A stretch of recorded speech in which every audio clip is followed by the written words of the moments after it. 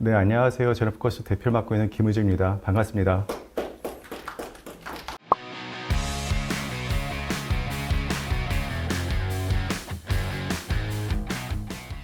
저희 제노포커스는 여기 보신 것처럼 디자이너스 엔자임 마이크로브라고 캐치프레이즈를 갖고 있어요. 그러니까 그러니까 뭔가 디자인하는 사람들이 만든 효소 및 미생물이라고 보시면 되고, 다시 말하면 저희는 효소나 미생물을 디자인하는 사람들이다 라고 보시면 될 것 같습니다. 오늘 발표 순서는 간단하게 회사 소개를 드리고, 우리가 갖고 있는 기반 기술들, 그 세 번째는 그 기술을 활용해서 만드는 솔리드 캐시 카우를 설명을 드리고, 네 번째로는 미생물과 효소 복합 치료제 개발하고 있는 부분 설명드리고, 마지막으로 저희가 어떤 회사가 되고자 노력하는지를 설명드리도록 하겠습니다.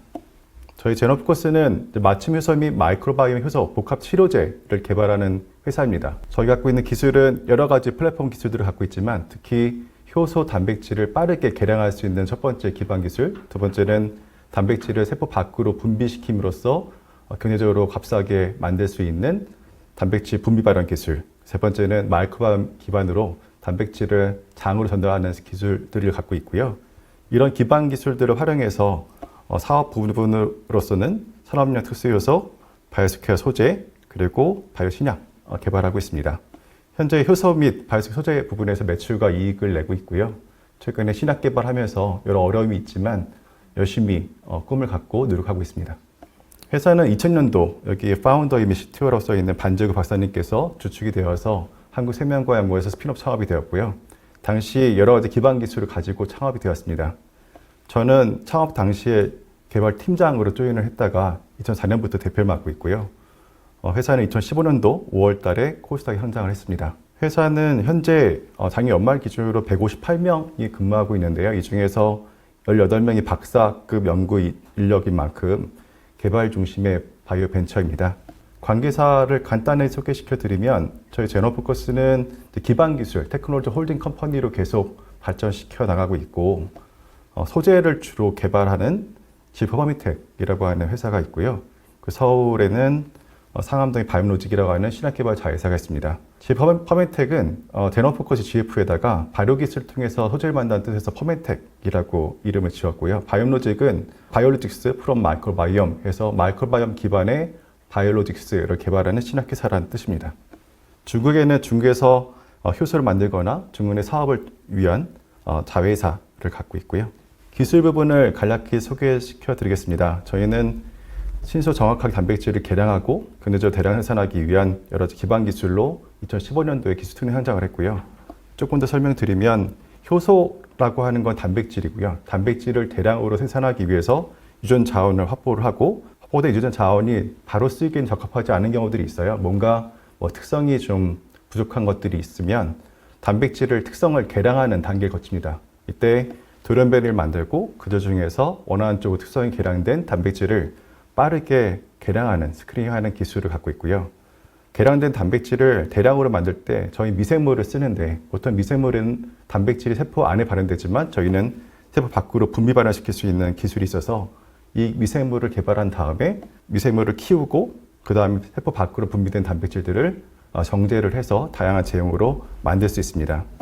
저희 이런 기반 기술뿐만 아니라 전체 생산할 수 있는 공장과 공정 기술들 다 확보하고 있고요. 이렇게 효소를 개발하고 생산할 수 있는 그런 기업들은 전 세계에도 그렇게 많지가 않습니다. 기반 기술 조금 더 깊이 말씀드리면, 첫 번째 단백질 개량 기술은 보통 코로나바이러스 생각하면 바이러스가 자연계에서 돌연변이가 생기고 그 중에서 뭔가 더 바이러스 입장에서 더 좋아진 것들로 변이가 일어나잖아요. 그것처럼 저희도 단백질을 돌연변이를 인공적으로 만든 다음에 그들 중에서 개량된 단백질을 빠르게 골라내는 기술을 갖고 있고요. 이때 돌연변이를 잘 만들 수 있도록 AI 기반의 기술들을 동원해서 보다 개량된 것들이 많이 포함되어 있는 돌연변이들을 잘 만들 수 있는 기술이 첫 번째인 거고, 이렇게 만든 돌연변이들이 수십 개가 될 수도 있지만 수천 개, 수십만 개, 수천만 개 있을 때 그들 중에서 원하는 단백질만을 빠르게 골라낼 때 저희는 미생물 디스플레이라는 기술을 했습니다. 디스플레이 기술은 보통 항체를 개량할 때 많이 써요. 그러니까 항체를 돌연변이를 만들어서 어떤 특정한 항원에 잘 결합하는 항체를 빠르게 골라낼 때 박테리아 페이지를 이용한 디스플레이 기술을 쓰는데, 저희는 박테리아 페이지보다는 박테리아 세포를 활용한 세포 디스플레이 기술을 통해서 원하는 특성을 갖고 있는 효소를 디스플레이한 돌연변이를 빠르게 골라낼 수 있는 초고속 스크리닝을 갖고 있습니다. 이렇게 개량된 단백질, 효소 단백질 등을 생산하기 위해서 저희 미생물을 주로 쓰는데요. 보통 미생물에서 단백질을 생산하게 되면 미생물 안에 단백질이 만들어져요. 미생물 안에는 굉장히 많은 수백 가지, 수천 가지의 단백질들이 섞여 있는데 그들 중에서 내가 목적하는 단백질만을 분리하려면 세포를 키우고 세포를 파쇄하고 그 중에서 원하는 단백질만을 분리 정제를 해야 합니다. 하지만 저희는 세포 밖으로 단백질을 분비시킬 수 있는 플랫폼으로 쓸 수 있는 미생물들을 개발을 여러 가지 했었어요. 그래서 보신 것처럼 바실러스를 예를 들면 세포 안에서 만들어진 단백질이 밖으로 분비되면서 원하는 단백질은 세포 밖에 있고 세포가 갖고 있는 원래 단백질들은 세포 안에 갇혀 있어서 미생물을 키운 다음에 미생물을 제거하고 배양액만 농축을 하면 원하는 단백질들만 고농축된 상태로 쉽게 얻을 수 있는 플랫폼을 갖고 있고요. 이걸 만들기 위해서 미생물 안에 있는 온갖 유전자들을 조작을 하죠. 게놈 에디팅 기술이라고 하는데요. 저희도 크리스퍼 카스9 같은 유전자 편집 기술들을 동원을 해서 유전체를 자유롭게 조절할 수 있습니다. 이렇게 단백질을 분비할 수 있는 발현 시스템은 바실러스 말고도 효모나 곰팡이 등의 기술들을 갖고 있고요. 이런 기술들을 갖고서 다양한 효소나 다른 단백질들을 생산하고 있습니다.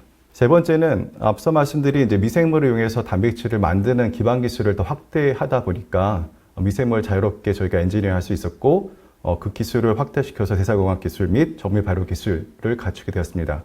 대사공학 기술이라는 것은 세포 내에서 어떤 물질을 만들기 위한 대사에 관련된 온갖 효소들을 엔지니어링을 통해서 내가 원하는 물질을 잘 만들 수 있도록 하는 건데요.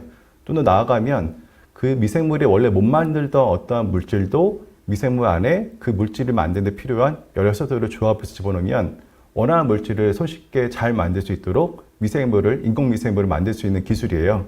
이렇게 만든 미생물을 발효 최적화를 통해서 잘 생산하는 기술을 최근에는 정밀 발효, 프리시전 퍼멘테이션이라고 부릅니다. 정밀 발효 기술을 통해서 최근에 저희 다양한 바이오 헬스케어 소재들을 개발을 하고 있습니다. 타겟은 주로 화장품 원료 혹은 의약품 중간체, 기능성 물질들이고 이들을 바이오 기술로 만들게 되면 이들은 내추럴이라고 하는 레이블링이 가능해요.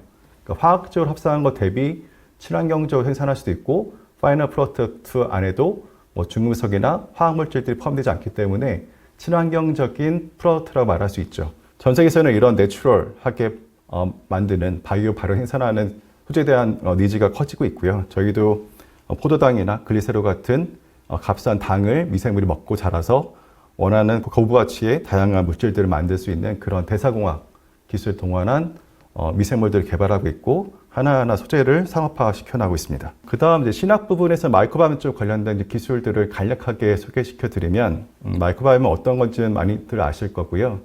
그러니까 유익한 미생물들을 이제 발굴해서 그것들을 건강기능식품이나 아니면 의약품으로 개발들을 하시는데요. 저희는 다양한 미생물들을 발굴하는 일도 하긴 하지만 유용한 미생물을 발굴하면 그 자체를 바로 산업화하는 것이 아니라 저희가 미생물 유전체를 잘 분석을 하고 또 엔지니어링을 하다 보니까 그 미생물이 왜 어떠한 치료 효과를 보는지 연구를 해서 보통 MOA라고 부르죠. 그 미생물이 어떤 물질을 만들고 그 물질이 어떻게 치료 효과를 보는지 연구를 통해서 이펙터 몰레큘이라고 부르는 그러니까 어떤 좋은 효과를 내는 물질을 찾는 게 첫 번째고요. 그 물질을 포스트바이오틱스라고 부릅니다. 또한 그 물질을 그냥 산업화할 수도 있지만 두 번째는 장내에 들어간 유익균이 항상 똑같이 좋은 물질을 늘 생산하려는 법은 없거든요. 그래서 장에 들어가서 이 물질을 항상 잘 만들 수 있도록 미생물을 개량을 해서 그 미생물 자체를 파마바이오틱스, 의약품을 개발하는 게 두 번째 저희 전략이고요. 세 번째는 앞서 소개해드린 단백질을 생산할 수 있는 플랫폼 미생물들 중에서 바실러스가 있었는데요. 바실러스는 먹어도 안전한 그라스 미생물이에요. 그 바실러스를 중심으로 다양한 이펙터 몰레큘을 하나 혹은 몇 가지의 조합으로 생산할 수 있도록 합성 미생물을 활용한 신세틱 라이브 바이오세라피틱스를 개발하는 것. 이 세 가지가 저희 주된 전략입니다. 이 세 번째를 좀 더 설명드리면요. 바실러스는 평소에는 세포로 있다가 환경이 안 좋아지면 포자라는 걸로 바뀌어요. 포자는 조그맣고 단단하고 그림 보시는 것처럼 이제 단백질로 되어 있는 덩어리인데 그 안에 DNA가 들어있죠. 일종의 R이라 보시면 될 것 같고요. 이 포자는 자연계에 있을 때는 끓여도 죽지 않을 정도로 굉장히 스테이블한데 얘를 먹으면 장을까지 가면서 위산이나 다립산의 공격을 받아도 굉장히 안정해서 장까지 잘 갈 수가 있고, 장에 가면 다시 세포로 발화가 돼요.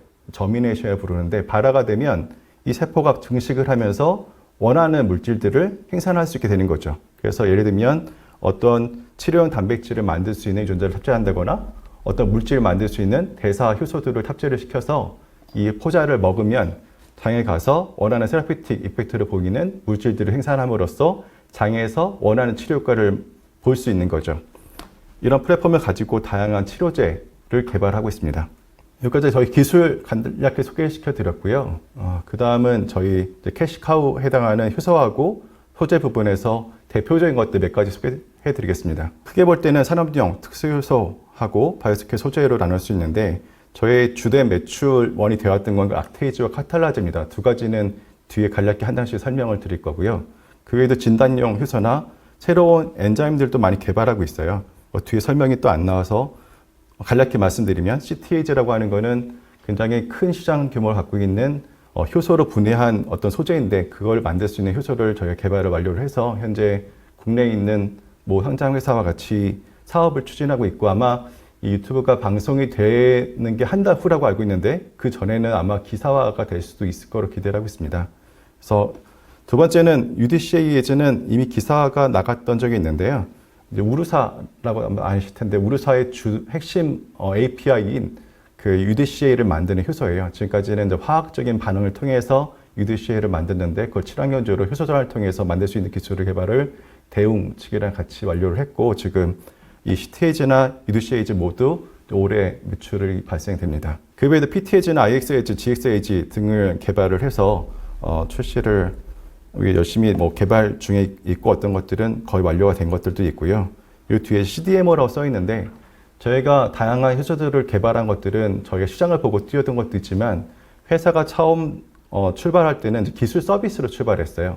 국내외에 있는 글로벌 기업들, 대기업들이 이러한 효소를 개발해달라, 아니면 소재를 개발해달라고 하면 저희가 협력을 통해서 저희 개발을 해왔던 경험이 있고, 또한 저희 기술력만 있는 것이 아니라 생산 공장이 있습니다. 대전에는 20톤짜리 발효조가 2개가 있고, 세종시에 있는 자회사에는 30톤, 50톤짜리 발효조가 2개씩 있거든요. 그러다 보니까 우리 기술력을 동원해서 초기 단계에 개발된 것들을 우리가 추가적으로 우리 기술을 활용해서 더 개량을 해서 산업화시키는 것들을 협력하는 일들을 늘려나가고 있습니다. 아직 대외적으로는 발표들을 안 하고 있지만, 국내외에 있는 많은 기관들과 같이 다양한 소재들을 개발하는 일들을 같이 하고 있고, 조만간에 저희 사업 부분에 대해서 따로 설명드릴 기회가 있을 거라고 생각합니다. CDMO 부분에서는 이 효소 및 바이오스케 소재 포함해서 CDMO 비즈니스가 늘어나고 있어요. 효소하고 소재 쪽 각각 2개씩 대표적인 거 설명을 드리겠습니다. 첫 번째, 락테이즈는요, 면역 증가 효과 프리바이오틱스인 갈락토 올리고사카라이드, 줄여서 갈락토 올리고당, 고스라고 부르고요. 이 고스를 만드는데 굉장히 뛰어난 효소입니다. 효소 구분을 락테이즈라 부르는데, 락테이즈는 보통 유당을 분해하는 효소죠. 근데 유당을 분해함과 동시에 갈락토스를 이제 붙여서 갈락토 올리고사카라이드라고 하는 일종의 폴리머 올리고당을 만드는 효소고요. 이 갈락토 올리고당은 모윤에 있는 주요 면역 증가 물질과 구조가 아주 유사해요. 그래서 모유를 먹은 아이들이 분유를 먹은 아이들보다 훨씬 건강하다라는 것들 많이들 상식으로 알고 있잖아요. 모유를 먹은 아이들은 상대적으로 알러지나 아토피도 적고 배앓이도 적다라는 것도 알려져 있는데, 이 갈락토 올리고당이 포함되어 있는 프리미엄 분유를 먹은 아이들이 모유를 먹은 아이들처럼 건강하더라라고 하는 것들이 임상적으로 많이 밝혀졌고, 그러면서 갈락토 올리고당이 들어가 있는 프리미엄 분유 시장이 빠르게 커지고 있어요. 그 갈락토 올리고당을 만드는 회사는 전 세계 일본에 있는 아마로라는 회사와 저희 제너포커스 2회사만 생산을 하고 있고요. 저기는 국내 인그리디언 최근에 3조 CPK로 바뀌었고, 네오크레마 등에 공급을 하고 있고, 최근에 수년 동안 해외에 열심히 노력을 해서 글로벌 대여리 기업들한테 공급처를 늘려나가고 있습니다. 근데 기사로 나왔던 것 중에 하나, D사는 프랑스에 있는 전 세계 1위의 대여리 업체고요. 분유로 볼 때도 전 세계 1위를 하는 엄청 큰 회사이고, 이 D사가 전 세계에서 갈락토 올리고당 가장 많이 소비하는 기업이었어요. 그 기업이 직접 갈락토 올리고당을 만들겠다라고 뛰어들었고, 공장을 이제 건설할 때부터 저희가 협력을 해서 재작년부터 효소를 공급을 시작했고, 최근에 장기 공급 계약을 체결했습니다. 이미 신설한 공장 외에도 추가 공장 설비를 투자를 할 계획을 갖고 있기 때문에 지금 계획된 효소 공급 매출 이상으로 계속 늘어날 수 있는 가능성도 있고요. 그 외에도 뭐 V사, 북미에 있는 V사, 뭐 S사 등에도 저희 공급을 추진을 하고 있거나 공급을 하고 있어서 이쪽도 매출이 늘어나는 것들에 따라서 락테이지가 굉장히 큰 저희 매출에 따른 이익원이 될 거라고 기대를 하고 있습니다. 특히 락테이지는 굉장히 그 이익률이 좋아서 저희 회사의 주된 캐시카우 역할을 하고 있습니다. 그 다음 카탈라제를 설명드리면 카탈라제는 반도체 쪽에 쓰이긴 하지만 그 외에도 섬유나 HPPO 공정에도 씁니다. 그러니까 카탈라제는 과산소를 물과산소로 분해하는 효소고요. 섬유 같은 경우는 면을 표백할 때 과산소가 쓰이고 그 다음에 남아있는 과산소를 분해해서 없앨 때 쓰여요. 그전에는 뜨거운 물을 여러 번 써야 되기 때문에 굉장히 많은 에너지와 물이 소비됐는데 효소를 쓰게 되면 과산소가 산소로 날아가고 효소는 쉽게 분해되기 때문에 굉장히 친환경적인 솔루션으로 각광을 받았고요. 그러다가 반도체 공정에 쓰이는 과산소를 분해할 수 있는 효소를 개발해달라고 하는 의뢰를 받았고 반도체에서는 주로 메모리 반도체를 만들 때 식각, 애칭이라고 하죠. 애칭을 통해서 메모리 반도체를 만든다거나 혹은 반도체 공정에서 클리닝하는 과정에서 과산소가 많이 쓰입니다. 쓰이고 남은 과산소를 친환경적으로 분해하는 솔루션이 필요했어요. 그전에는 이제 중금속 등을 활용해서 분해를 했는데 친환경적인 솔루션이 필요하게 되었고 거기에 따라서 뭐 산이나 알칼리 조건에서 분해를 잘 해야 되고 고온에서도 스테이블하고 그런 다양한 중금속에 대해서도 안정적으로 분해 활성이 있는 효소 개발이 필요해서 저희가 개발을 완료를 했고 지금은 삼성이나 하이닉스뿐만 아니라 최근에 기사가 나온 것처럼 TSMC에도 공급을 개시를 했습니다. 뭐 참고로 TSMC 같은 경우는 최근에 기사가 나온 것처럼 공격적으로 이제 해외 시장에서 공략도 할 뿐만 아니라 생산 캐파도 늘려나가고 있는데 거기에 맞춰서 저희도 공급량을 늘리기 위해서 같이 긴밀한 협력을 하고 있고요. 이미 공급을 하고 있습니다. 시장에서는 저희가 공급 준비를 하는 게 아니냐라고 하는 질문들도 있는데 이미 공급을 하고 있었고 올해 훨씬 더 많은 공급량 확대를 기대를 하고 있습니다. 이 외에도 HPPO라고 화학적으로 만드는 공정에도 저희가 쓰임새가 있는데요. 이 부분은 다음에 아직 또 소개해드릴 기회가 있을 것 같습니다. 그 다음 바이오스퀘어 소재 부분에서 첫 번째 매출이 큰 거는 파이토스핑고신이에요. MPI라고 줄여서 말하기도 하는데요. 파이토스핑고신은 세라마이드라고 하는 소재의 전구체입니다. 세라마이드는 사람 피부에 있는 면역 장벽, 피부 면역 장벽을 이루는 주된 성분이고요. 이 세라마이드가 약해지면 여러 가지 아토피나 여러 가지 피부 질환이 일어난다고 알려져 있어요. 세라마이드를 바이오로 만드는 기술은 전 세계 두 군데만 갖고 있습니다. 첫 번째는 에보닉이라고 하는 유럽 회사가 있고 두 번째는 과거 두산이 바이오틱 부분에서 개발을 했었고 현재는 솔루스바이오틱으로 바뀌었다가 최근 크로다라고 하는 영국계 글로벌 바이오 화학 기업이 인수를 했죠. 그래서 지금은 크로다 코리아이고요. 저희가 이 세라마이드 전구체인 파이토스핑고신을 효모를 이용해서 발효 생산을 하고 거의 98% 초고순도로 만든 파이토스핑고신을 크로다에 공급하면 크로다가 추가적인 공정을 통해서 세라마이드로 전환을 하고 그 세라마이드를 국내외에 공급하고 있습니다. 매출이 계속 성장을 하다가 사실 작년에 그 솔루스바이오가 크로다에 3,500억 가까운 큰 금액의 인수가 됐어요. 인수가 되는 것들이 오랜 시간이 걸렸고 그런 과정 중에서 영업망에 좀 문제가 있었고 그러면서 세라마이드 향 파이토스핑고신 공급에 좀 차질이 있었고 작년 상반기에 매출이 저조했습니다. 그래서 작년 전체 매출이 좀 꺾인 결과를 낳는데 작년 하반기부터 솔루스를 크로다가 인수한 다음에 글로벌 마케팅이 본격적으로 되고 있고 연말부터 다시 이 파이토스핑고신 매출이 빠르게 성장하고 있어요. 그래서 아마도 올해 전에 기록했던 가장 높은 매출 이상을 달성할 거로 이미 기대를 하고 있고 역시 크로다하고 또 장기 공급 계약 체결을 현재 준비하고 있습니다. 그 다음 소재인 비타민 K2를 설명드리면요. 비타민 K2의 물질명 메나큐론 7이고요. 비타민 K2는 국내에서는 아직 허가되지 않은 소재예요. 보통 비타민 K2 하면 아시는 분들도 최근 많이 늘어났던데 뼈 건강과 심혈관 건강이 중요한 비타민으로 알려져 있고 보통 뼈 건강하면 비타민 D가 중요하다고도 알고 계시잖아요. 비타민 D를 많이 먹어야 체내 비타민 D가 많이 있어야 뼈 건강에 중요하다, 좋다라는 것들은 많이들 알려져 있고 비타민 D가 부족하면 햇볕을 많이 쐬거나 혹은 비타민 D를 영양제로 섭취를 하라고 병원에서조차 권고를 하게 되는데 비타민 D가 혈중 내 농도 높아지면 칼슘을 혈관 내로 흡수하는 능력은 굉장히 높아져요. 그래서 칼슘이 혈관으로 잘 가는데 혈액 내에 있는 칼슘이 뼈까지 가는 데는 관여하진 않아요. 그러니까 뼈로 칼슘이 가도록 하기 위해서는 비타민 K2가 필요해요. 만약에 비타민 K2가 체내에 별로 없으면 혈중 내에 돌아다니는 칼슘이 침착이 되어서 일종의 스케일링이라는 걸 만들어서 심혈관 질환도 일으킨다는 것도 알려졌죠. 그래서 미국 같은 경우는 멀티비타민에 못지않게 가장 많이 팔리는 비타민이 비타민 D인데 비타민 D를 많이 먹었더니 심혈관 환자들이 늘어나더라라고 하는 것들이 몇 년 전에 크게 보도가 됐어요. 그러면서 비타민 D와 함께 같이 먹어야 되는 비타민으로서 비타민 K2라는 것들이 공식적으로 팔리기 시작됐고 그러면서 전 세계로 볼 때는 유럽과 미국 시장이 빠르게 커지고 있고요. 여기 써놓은 것처럼 비타민 K2는 오스테오칼신을 활성화시켜서 혈중 내에 있는 칼슘이 뼈까지 가서 결합하는 데 도움을 주고 또 한편 노령화가 되면서 뼈에 있는 칼슘이 빠져나오기도 하거든요.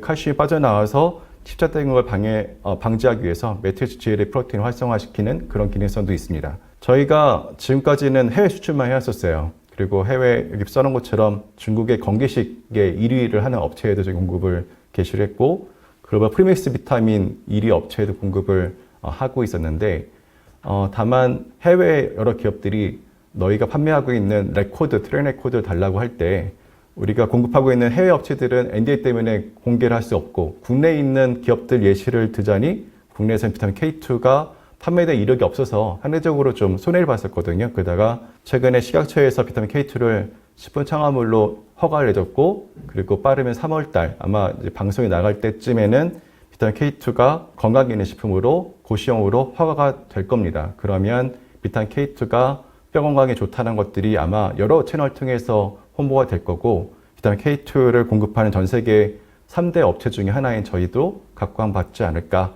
생각하고 한편에 국내 시장을 대비해서 굉장히 큰 건기시 업체들하고 협력을 하고 있어요. 그래서 매출도 커질 거라고 기대를 하고 있습니다.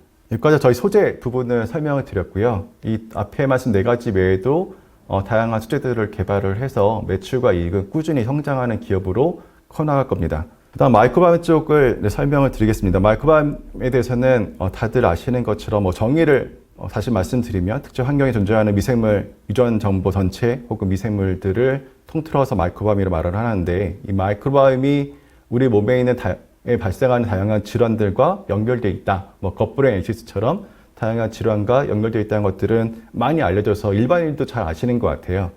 근데 그런 것들이 최근에는 이제 유익균, 프로바이오틱스를 섭취하는 그런 단계에서 좀 더 점프를 해서 개별 미생물들이 어떻게 체내에서 역할을 하는지 연구가 활성화되고 그리고 질병을 진단하거나 치료 단계로 점점 넘어가면서 국내에도 여러 마이크로바이옴 기반의 치료제를 개발한 기업들이 늘어나고 있는 것은 다 아실 겁니다.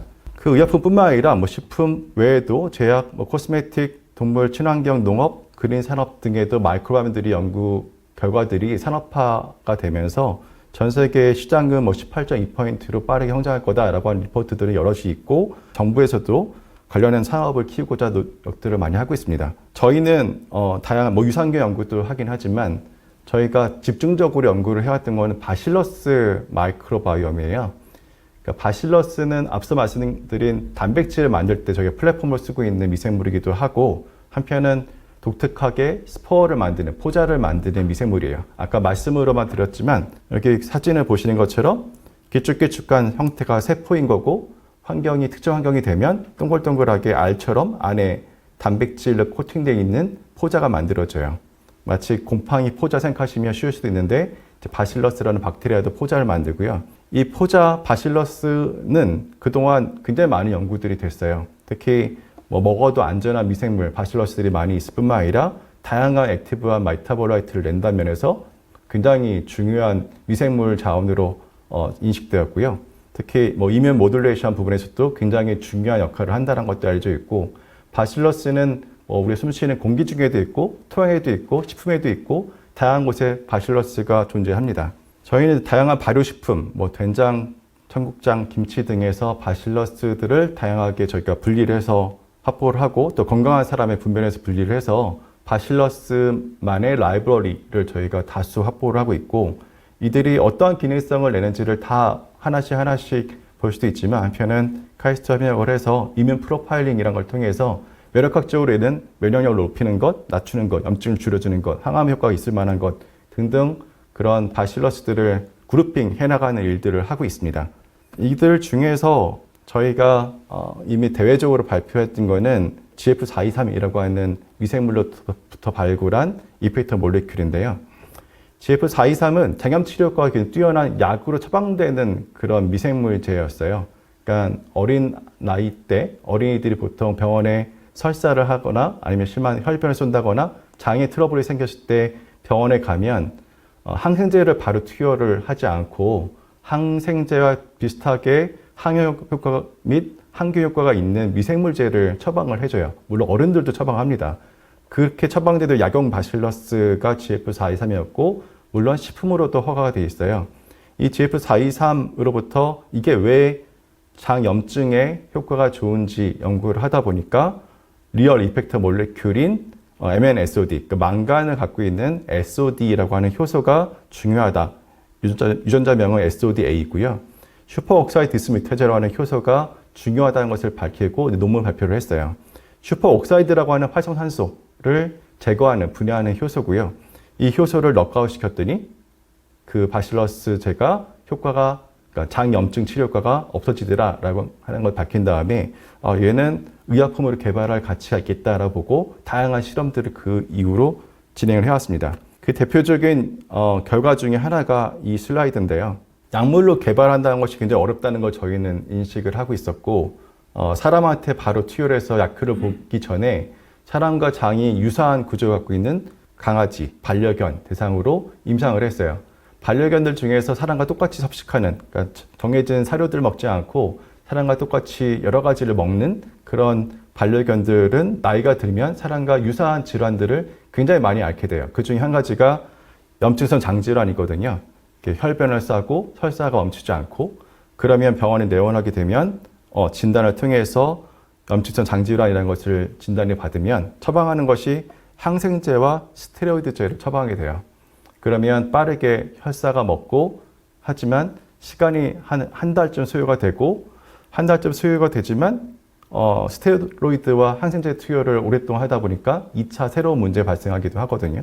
저희는 장질환 치료제로 쓰이던 것과 저희가 어떻게 차이가 나는지 효과를 보이는지를 보기 위해서 동물병원 수의대에 의뢰를 했고 거기서는 바로 저희 약물을 단독으로 쓰는 것보다는 기존에 쓰던 스테로이드 항생제랑 컴비네이션 했을 때 효과가 어떤지를 보자라고 제안을 해서 이 보시는 것처럼 빨간색은 기존 약물만 쓴 것이고 이 주황색 네모 박스가 기존 약물과 저희 SOD 효소를 컴비네이션해서 썼을 때입니다.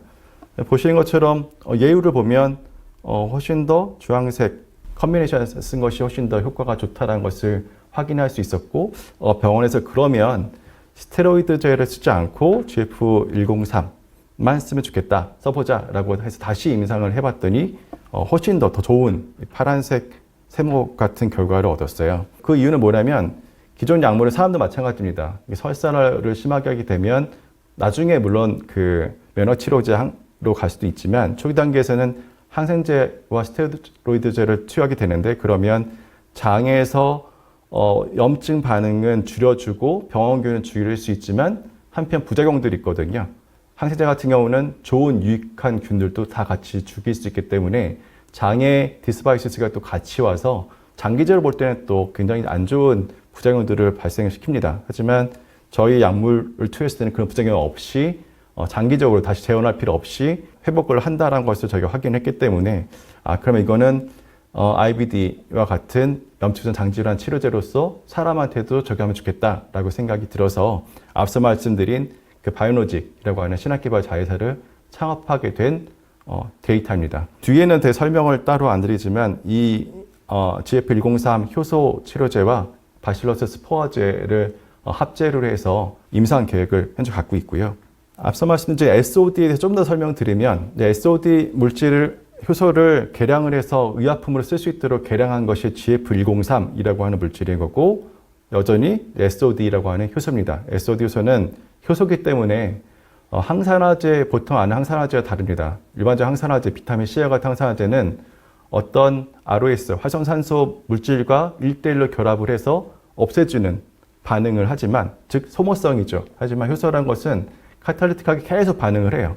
효소가 활성산소를 제거를 하는 것을 계속 하는 거죠. 하다 보니까 지속적인 효과를 볼 수가 있고, 슈퍼옥사이드 디스뮤타제, 말에 써 있는 것처럼 슈퍼옥사이드라고 하는 거는 ROS 전체 다양한 종류의 활성산소가 있는데 그것의 가장 윗단에 있어요. 그러니까 슈퍼옥사이드가 만들어지고 이것들이 체내에 있는 다양한 물질들과 반응을 통해서 굉장히 다양한 ROS를 만드는데, 그 ROS의 가장 윗단에 있는 슈퍼옥사이드를 분해하는 효소죠. 이 슈퍼옥사이드는 일반적인 항산화제가 결합해서 분해를 잘 못해요. 그리고 슈퍼옥사이드를 분해할 수 있는 거는 SOD라는 효소밖에 없다는 것들은 잘 알려져 있어요. 근데 SOD 효소는 사람 몸에 있습니다. 세포 안에도 있고 세포 밖에도 있어요. 하지만 나이가 들면서 SOD 효소가 떨어진다는 것들은 굉장히 많이 알려져 있고, 나이가 들면서 SOD 생산량이 줄어들면서 다양한 만성질환, 특히 활성산소 때문에 기인하는 만성성 질환들이 늘어난다는 것들은 굉장히 잘 알려져 있어요. 그래서 나이가 들면 활성산소를 제어하기 위해서 항산화제를 섭취를 해줘야 돼라고 하는 게 일반적인 건강 쪽에서 말을 하는 거고요. 여기 오른쪽 위에 있는 이 피라미드를 보시는 것처럼 작긴 하지만 아래에 있는 항산화 물질들로 커버할 수 없는 그런 슈퍼옥사이드 등을 분해를 하기 위해서는 항산화 효소가 필요하다는 것들은 또 학계에 잘 알려져 있습니다. 그래서 SOD 효소를 섭취하는 건강기능 식품으로도 먹기도 하지만, 한편은 다양한 SOD 중에서도 스테이블하고 굉장히 빠르게 SOD, ROS를 슈퍼옥사이드를 분해할 수 있는 효소에 대한 연구들이 그렇게 많이 되진 않았고, 저희가 개발한 MNSOD 같은 경우는 굉장히 스테이블하고 장에서 효과적으로 슈퍼옥사이드 분해한다는 것 등을 저희가 밝혔고, 이들을 가지고서 의약품을 개발을 하고 있습니다. 여기 그림 보시는 것처럼 활성산소 때문에 생기는 질환들이 굉장히 많거든요. 이 질환들 대상으로 저희가 먹이는 슈퍼옥사이드 디스뮤타제라는 효소가 효과가 있는지를 보기 위해서 굉장히 많은 센터 등에 의뢰를 해서 다양한 질환 대상으로 치료효과가 있는지, 예방효과가 있는지 연구들을 쭉 해왔고요. 그들 중에서 가장 드라마틱한 결과를 얻은 게 안질환 쪽이었어요. 안질환 중에서 가장 큰 시장을 갖고 있고, 또 한편 가장 또 문제가 되는 질환이 AMD거든요. 그 노인성 항마면성인 거고, 이 치료제 시장도 굉장히 빠르게 커지고 있죠. 노령화 때문에 그렇기도 하지만 우리가 갈수록 스마트폰에 대한 노출이 늘어나고 등등 때문에 결국 눈에 오는 스트레스 때문에 보다 젊은 나이에 AMD가 발병한다는 것들이 많이 알려져 있고, 이 AMD는 크게 웻 AMD와 드라이 AMD 두 가지로 구분이 되는데요. 지금은 웻 AMD에 해당하는 습성 화면변성을 치료하는 치료제가 이제 주사 치료제로서 항체 치료제에만 지금은 허가가 되어 있어요. 이 AMD의 주된 원인은 ROS라고 알려져 있습니다. 그러니까 눈에 각종 스트레스 때문에 생성되는 활성산소가 루트 코즈가 되어서 ROS가 늘어나면 패스웨이가 두 가지로 보통 말을 하는데요. 혈관이 만들어지면서 신생혈관이 생성되면서 결국은 눈이 안 보이게 되는 게 가장 크고, 그 외에도 이 VEGF와 다르게 다른 패스웨이를 통해서도 안지오제네시스, 그러니까 신생혈관이 만들어져서 시력을 잃어버리게 된다라고 하는 것들은 잘 알려져 있습니다.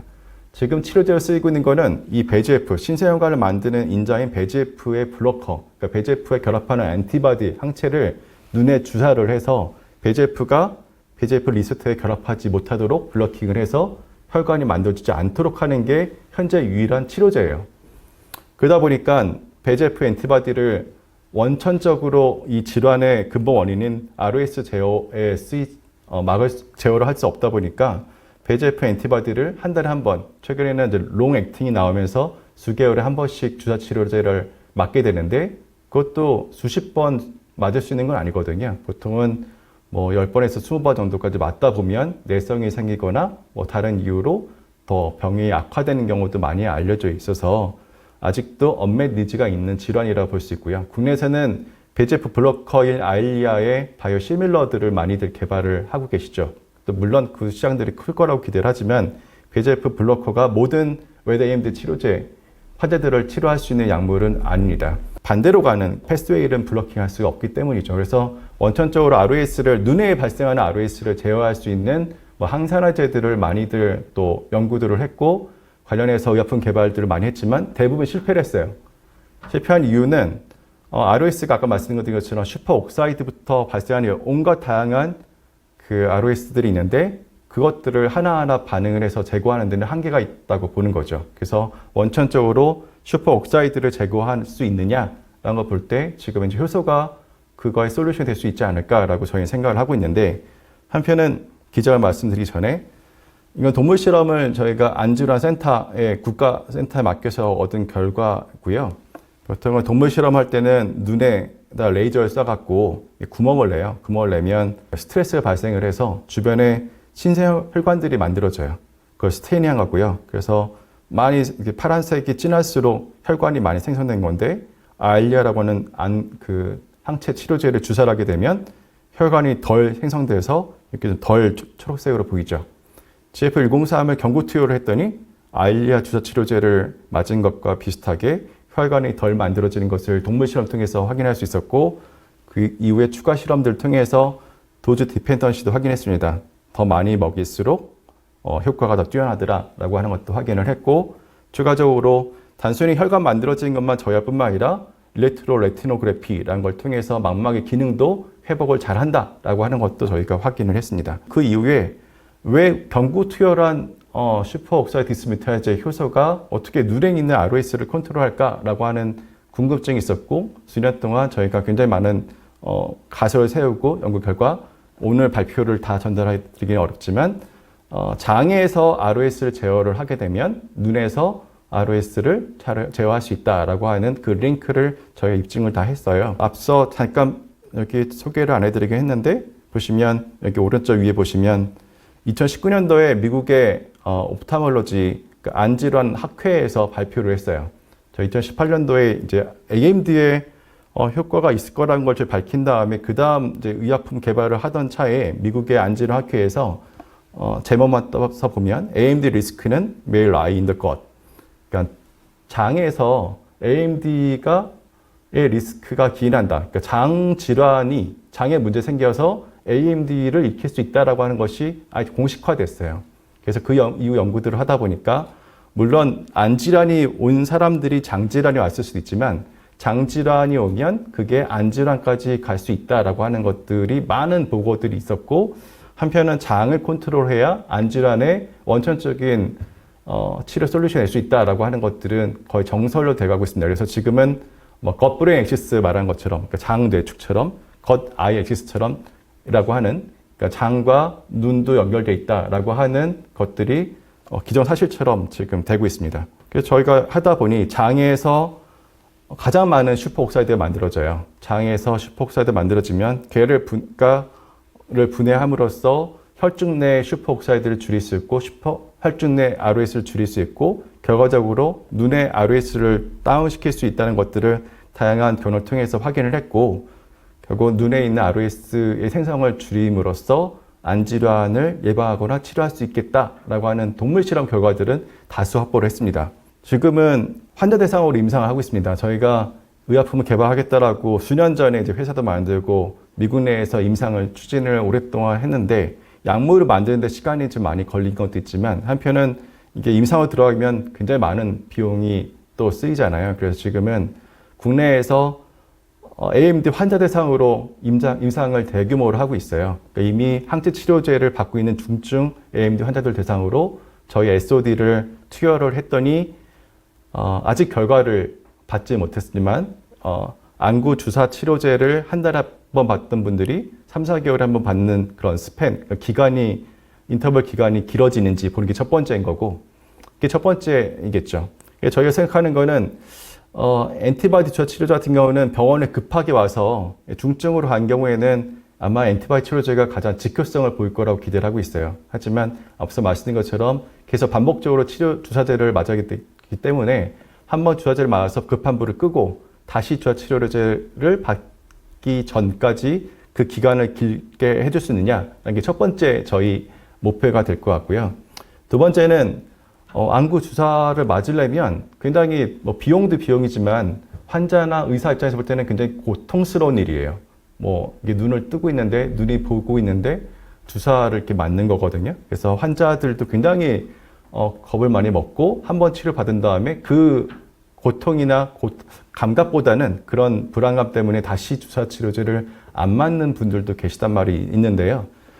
그런 면에서 볼 때 중증으로 가기 전 단계에서 당신이 이대로 생활하게 되면 관리 안 하면 조만간 중증으로 가서 실명 단계로 갈 수 있기 때문에 주사 치료제 받아야 돼요 라고 진단받는 초기나 중기 정도인 경우에 치료할 수 있는, 치료제 줄 수 있는 약물이 없어요. 현재는 뭐 루테인 같은 건강기능식품 외에는 병원에서 제한 줄 수 있는 물질이 없는 거죠. 그래서 많은 저희 국내에 있는 MD분들하고 저희 자문을 해본 결과 프리벤티브 메디신으로서 굉장히 좋을 것 같다. 그러니까 대부분 ROS 때문에 계속 질환이 점진적으로 가서 중증으로 가게 되는데 그 단계에서 더 질환이 더 심해지지 않도록 하는 그런 메디신으로 좋을 것 같다는 제안을 받아서 관련해서도 저희 GF1032 효과를 볼 거라고 생각합니다. 그래서 지금은 이제 임상을 미국에서 하던 것들을 현재는 중단을 하고 호주에서 임상을 추진하기로 했고요. 뭐 그 배경은 워낙 미국 내에서 임상 비용이 늘어나는 것도 있었기 때문에 호주에서 임상을 하되 한편은 다양한 이런 향후의 쓰임새를 감안을 해서 임상 디자인을 하고 있고 뒤에 말씀드릴 건데 다양한 다른 안질환 대상으로도 효과를 검증할 수 있는 그런 임상 일상 디자인을 하고 있습니다. 안질환 쪽으로 전문의들을 대상으로 저희가 뭐 SAB를 구성을 했고요.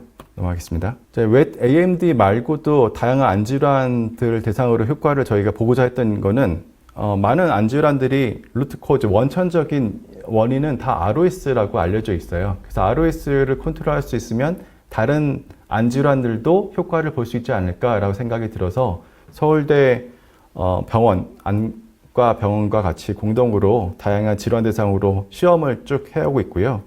그 결과들을 뒤에 한 장씩 요약을 했습니다. 첫 번째, 간단하게만 설명을 드리면, 드라이 AMD는 앞서 말씀드린 것처럼 전체 환자의 훨씬 더 많은 포션을 하자고 했지만 아직 약이 없고, 실제로는 동물 모델도 적절한 게 없어요. 그래서 저희가 동물 모델의 실험을 해봐야 크게 의미를 갖기 어렵다고 보고, 여러 군데 알아보다가 우연히 운 좋게도 사람과 유전적으로 가장 유사한 늙은 붉은 털 원숭이가 자연적으로 노화가 되면 한번 변성이 생긴다는 것들을 알게 됐어요. 그래서 중국에 있는 큰 시야로 통해서 저희가 레서스 멍키 중에서 드라이 AMD에 걸린 여러 마리의 원숭이를 확보할 수 있었고 실제로 원숭이 대상으로 시험을 했습니다. 한 결과 보통은 드루젠이라고 하는 망막 표피세포에 축적되고 망막세포가 파괴되어 시력을 잃게 만드는 그 드루젠이라는 것이 있는데 그 드루젠이 점점 두꺼워져요. 그 드루젠의 성장을 억제해서 더 병이 진전되는 것을 막아준다라고 하는 것을 원숭이 시험 통해서 확인을 했고요.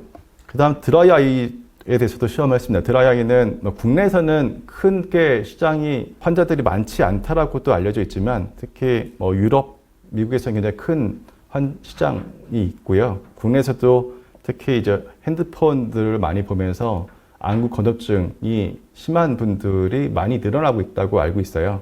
지금까지는 점안액 같은 것들을 넣어서 눈을 뻑뻑한 것을 막아주기도 하지만 심한 경우에는 지금 사이클로스포린 A 같은 약물을 투여하게 되는데요.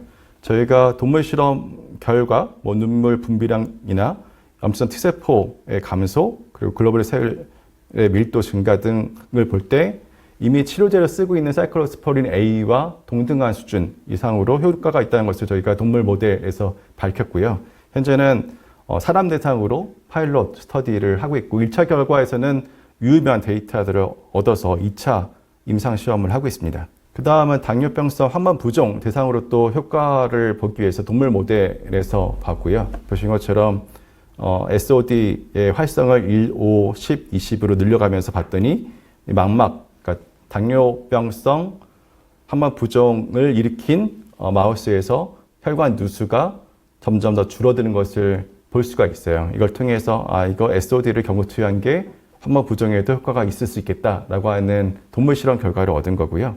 포도막염에는 크게 기대를 안 하긴 했는데 포도막염에서도 여기 자가면역 반응에 의한 포도막염 모델에서도 두지 현상을 억제하는 것을 확인함으로써 전반적으로 이게 다 모든 병증에서 치료제로서 다 승인될 거다라고 저희는 기대하고 있지는 않아요. 하지만 첫 번째는 저희가 추가적인 실험을 통해서 기존 약물들과 컨비네이션 한다거나 아니면 약물이 없는 경우에 저희 GF103 효소 치료제가 대안이 될 수도 있겠다라고 하는 생각을 갖고서 추가적인 연구자 임상 등을 추진하고 있고, 또 한편은 어쨌든 저희 약물은 경구 투여를 하고 있고 굉장히 안전하게 오랫동안 먹을 수 있다는 것들도 저희 데이터들을 갖고 있기 때문에 프리벤티브한 모드뿐만 아니라 새로 개발된 약물들과 컨비네이션 했을 때 굉장히 좋은 효과를 보일 수 있다라고 하는 생각을 갖고 있고, 따라서 일단은 AMD, 외 AMD 대상으로 임상 1상을 추진해서 일단 얼마큼의 도주로 얼마큼 먹어도 안전하다라고 하는 데이터를 얻으면 임상 2상부터는